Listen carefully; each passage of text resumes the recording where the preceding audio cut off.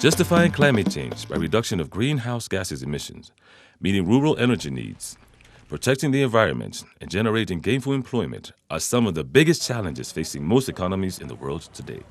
Many countries all over the world are working hard to have their vehicles first to run on biodiesel, the tree-borne oil.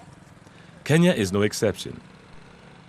However, through several initiatives by the Green Africa Foundation, a Kenyan organization focusing on environmental issues, these challenges are day by day becoming overcome.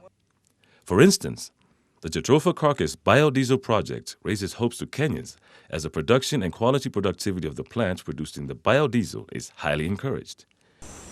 Green Africa Foundation is an environmental institution that was started way back in 2000, but even much longer in terms of the founders' interest in environmental matters, and we engaged to start with residents and people from the neighborhood of Kitui, putting them together to plant trees because of the degradation of the forest. As you realize, most of the charcoal comes from Ukambani region, and the requirement for the same goes high on a daily basis. But there is no effort commensurate to the consumption that is being put on the ground. We intend to educate the common mwananchi on the ground on what it means.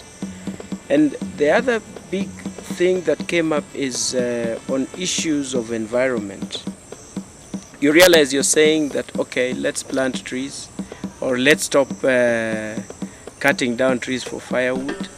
And the biggest challenge actually came on what option are you going to be able to give to substitute the wood and wood for biogas and all that.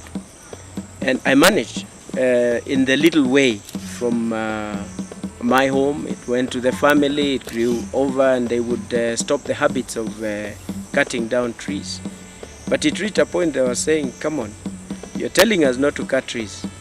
So what are we going to use for firewood and our livelihood for that matter, because of the charcoal that we are selling? I thank God, out of a trip that I made to Japan, that we started talking to some professors, and I gave them the situation on the ground, and the issue of Jatropha came up, biodiesel. And later on to come and started doing research one after the other to see how practical it is, engaging scientists, engaging farmers, engaging different stakeholders, and therefore came up with the Jatropha carcass. It started with a few seeds that I carried actually from all the way, which was supposedly from Thailand.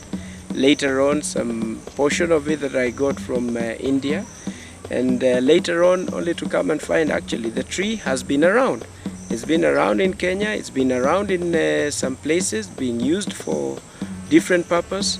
There are actually farmers who are using it as a cropping for vanilla, and others who are using it. But the issue now came in that what is already on the ground actually could be different in terms of yield.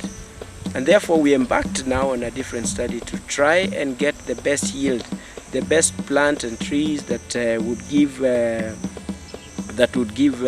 good result in terms of yield of the oil content per seed, because in some countries we have Jatropha oil going for up to about between 35 and 53% oil content.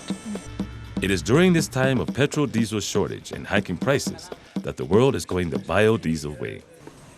Jatropha carcass also creates a system that takes a real rural development approach. By planting Jatropha hedge, roaming animals are kept away from farms. The oil from its seed provides lighting and as fuel in special engines. Soap production and its medicinal aspects are added advantages. Jatropha carcass has been favored by the Kenyan climate due to its ability to adopt itself in low and marginalized areas, need for low amount of annual rainfall, easy to establish and relatively fast growth, hence short production period. Ease in seed production in that it can be intercropped with other plants without causing any damage. It is a crop that should have been introduced to this country as of yesterday. The advantages of this crop, as I said, first, the versatility in the areas it can grow in our country in terms of distribution, there are some areas. Secondly, I know the kind of products we expect from such a plant in terms of the fuel, in terms of even spawning industrial production, of chemicals, soaps and other chemicals from this kind of plant, and of course supplying fuel, much needed fuel in a very cheap way, for our rural communities, for lighting, for cooking. The efforts by the Green Africa Foundation to keep the environment green has been awarded with the organization receiving a letter of accreditation on issues of Jatropha carcass production, and the organization's chairman, Isaac Kalua, being awarded with a head of state commendation as an environmental crusader. With Kenya boasting the Nobel Prize win by Professor Wangari Maathai on an environmental basis, support from all angles to preserve the environment through planting of trees has been highly observed. Those who have land on which to farm should utilize it fully and also apply new farming methods to improve productivity. Tree planting should be a part of our farming culture. I encourage everyone to plant trees every planting season, every year. We cannot have enough trees in this country.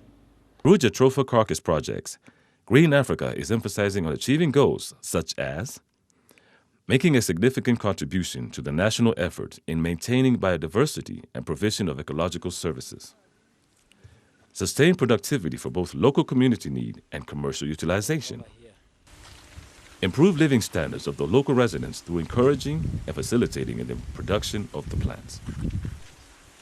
And for me, it's just to encourage Kenyans to get to this because it is real. It is real, it is workable.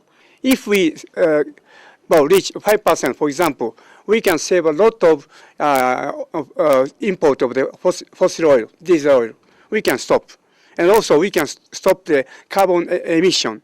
Other key players in support to Green Africa in managing the biodiesel concept through Jatropha carcass includes the Kenyan government through the Ministry of Energy and the Ministry of Environment and Natural Resources, Hiroshima University, Japan, Earthband, LLC, Japan, Bamburi, Lafarge, Nyumbani Children's Home, Kitui, Kenya Airport Authority, the University of Nairobi and the local farmers.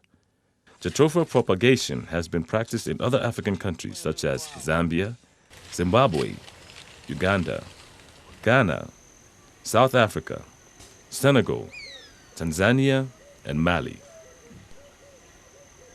The market is growing and shall grow at 13% for the next 30 years. 13% for the next 30 years. Many countries in the West are going green diesel, and Japan, we've just heard about it, and many others. So Kenya, in this region, and Africa should start from here as a launching pad.